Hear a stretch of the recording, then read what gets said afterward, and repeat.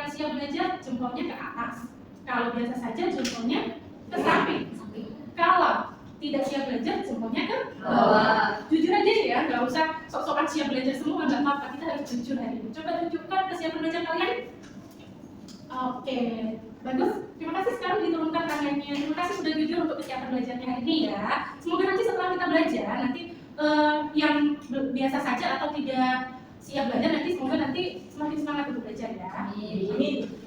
Sebelum kita mulai, biar pembelajaran hari ini berjalan dengan lancar, baiknya kita buat kesepakatan kelas. Apa saja kesepakatan kelasnya? Kira-kira? Mungkin menghargai saat teman bicara. Oke, bagus. Ada lagi? Saling berdiskusi antar kelompok ketika kerja kelompok. Iya, bagus. Terima kasih Cindy. Ada lagi nggak? Tidak memotong pembicaraan saat teman berbicara. Iya, bagus sekali. Terima kasih, Mbak. Jadi, itu tadi 3 kesepakatan kita hari ini ya. Kalau ada yang melanggar, sanksinya adalah yang pertama, tidak ada hukuman, tapi kita saling mengingatkan dengan sopan. Jangan dibentak ya kalau ada yang merasa, jangan lari gitu ya. Ingatkan dengan sopan. Ya, kalau melanggar kedua kalinya bagaimana? Yang melanggar kedua kalinya nanti akan maju ke depan untuk merefleksikan perbuatannya. Setuju? Setuju. Oke. Tujuan pembelajaran hari ini diharapkan nanti kalian bisa mengidentifikasi jenis-jenis interaksi antar komponen ekosistem. Sebelum kita mulai, Ibu ada sedikit pertanyaan. Ada yang masih ingat pembelajaran kemarin tentang apa itu ekosistem? Oke, silakan Marita. Ekosistem itu yang seingat saya ya, Bu, Iya. hubungan antar makhluk hidup dengan lingkungan. Oke, bagus sekali. Tepuk tangan. Nah, hubungan makhluk hidup antar Hubungan makhluk hidup dengan lingkungan. dengan lingkungannya. Oke, komponen dari ekosistem itu kan ada 2. Yang pertama ada abiotik dan biotik. Apakah ada yang bisa menjawab kenapa makhluk hidup tidak bisa hidup sendiri? Kira-kira kenapa nggak bisa hidup sendiri? Tapi silakan Siti. Karena membutuhkan orang lain atau membutuhkan makhluk lain, Bu. Iya, karena makhluk hidup itu saling Membutuhkan. Di sini bisa dilihat gambar apa nih? Bukan anggrek. Sama pohon. Nah, kenapa anggrek itu bisa hidup menempel di pohon besar tanpa membunuh pohon tersebut? Apakah ada hubungannya? Hubungannya? Ya, silakan. Karena anggrek tidak membunuh pohon, karena anggrek tidak membutuhkan nutrisi dari pohon, jadi dia hidup sendiri. Iya, betul sekali. Tepuk tangan dong. Oke, next question. Bisa dilihat di gambar apa? Harimau. Ya. Nah, bayangin ya, misal harimau Sumatera ini punah hari ini. Apa yang terjadi di hutan saat jika semua predator punah? Kira-kira apa yang terjadi? Mungkin Jumlah rusaknya membludak, Bu. iya, karena tidak ada predator yang memaksa. Jadinya ekosistemnya apakah tetap baik-baik saja, tapi tidak Iya, baik-baik baik-baik saja. Dari simbiosis. Nah, simbiosis ini ada 3. Parasitisme, parasitisme, ada yang untung, ada yang rugi. Contohnya, ada yang bisa menyebutkan? Itu, Bu. Ya, silakan. Kalau di situ saya baca benalu menyerang nutrisi pohon. Oke, bagus sekali. Kalau sama? Sama, Bu. Oh, sama. Oke, terima kasih ya. Tangan dong. Nah, kenapa selanjutnya kan ada mutualisme. Kalau mutualisme itu dua-duanya sama-sama dibutuhkan. Contohnya, kupu-kupu mendapatkan nektar dari bunga. Kalau bunga dibutuhkan karena apa? Karena juga menyatukannya. Yang terakhir ada komensalisme.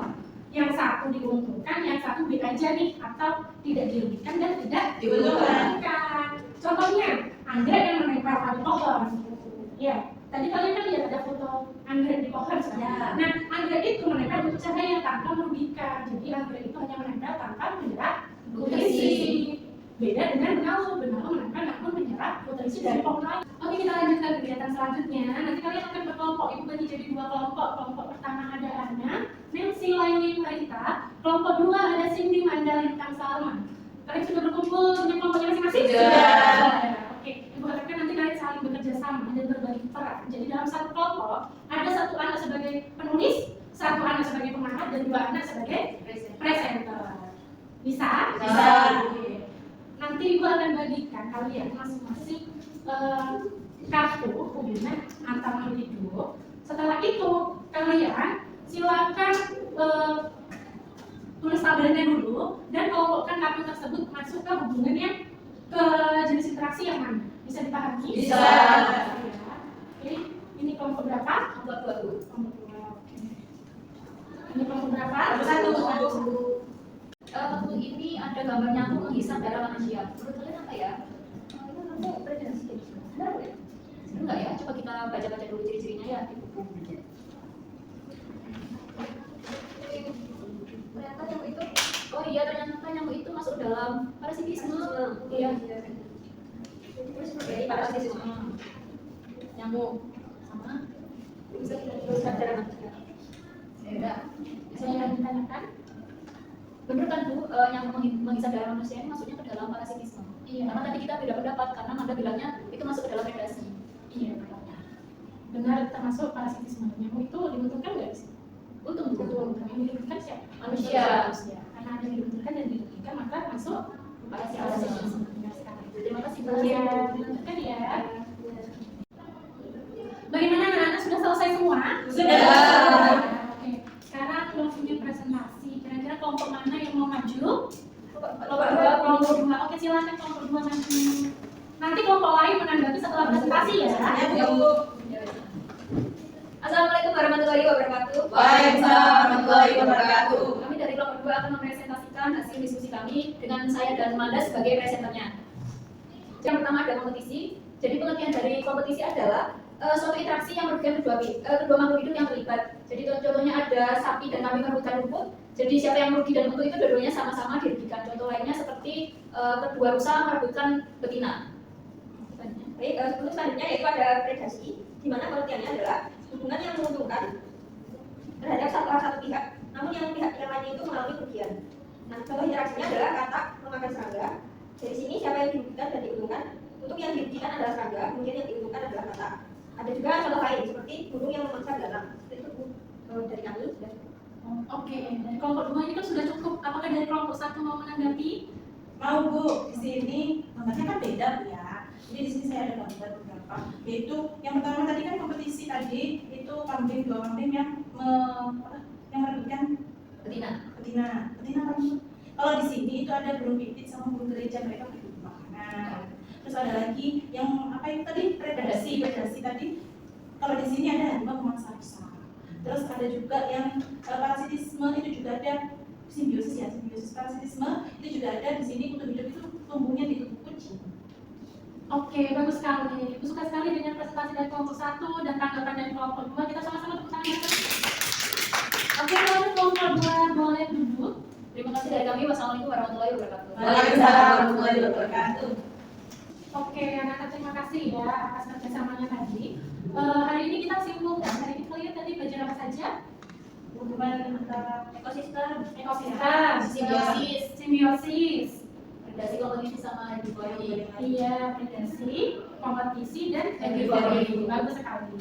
Nah, setelah melakukan pembelajaran hari ini, gimana perasaan kalian? Senang. pelajaran baru. Oke, ada lagi nggak yang selain senang?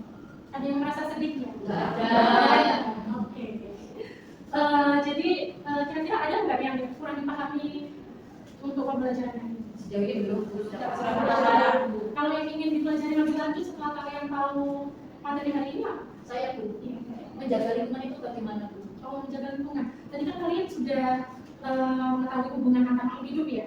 Kalau kita tidak menjaga lingkungan atau tidak menjaga suatu ekosistem, maka pasti yang dirugikan dengan kita. Contohnya apabila ekosistem yang ada di hutan rusak, predatornya populasinya punah atau berkurang, berarti pasti rantai makanan yang di bawahnya semakin meningkat. Contohnya di sawah simpelnya ya. Kalau di sawah itu pasti ada padi, ada tikus dan ada ulat. Kalau misal kalian yang punya sawah ya, nanti insya Allah nanti kalian punya sawah. Nanti misalkan populasi ulatnya ini punah, tidak ada ulat di sawah, apa yang akan terjadi? Di sawah tikusnya semakin banyak. Kalau ada ulat kan nanti ada yang memangsa tikus. Kalau tikusnya semakin banyak, apa yang padinya rusak. padinya rusak karena dimakan tikus.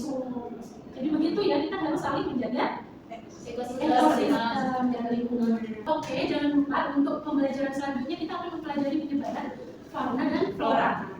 Nanti dipersiapkan sebelum kita mulai pembelajarannya. Sekian dari Ibu. Wassalamualaikum warahmatullahi wabarakatuh. Waalaikumsalam warahmatullahi wabarakatuh. Terima kasih Bu.